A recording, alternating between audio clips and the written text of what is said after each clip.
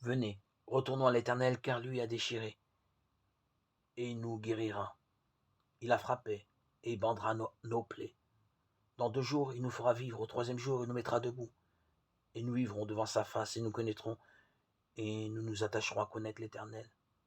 Sa sortie est préparée comme l'aube du jour. Il viendra à nous comme la pluie de la dernière saison arrose la terre.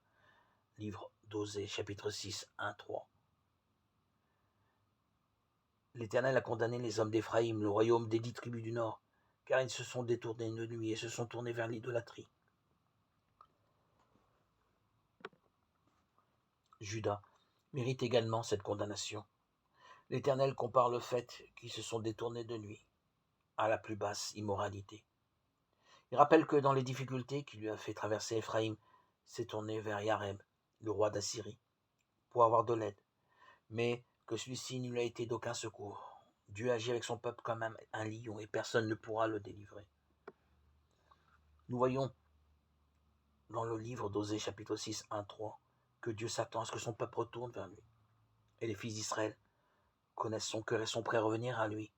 Un petit enfant qui reçoit la fessée de sa maman s'attache souvent d'autant plus à elle lorsqu'il pleure. Dans la parabole de Luc 15, 12, 32, il est clair que le père s'attendait à ce que son fils prodigue revienne vers lui. Dans son amour, il avait tout préparé en vue de ce retour.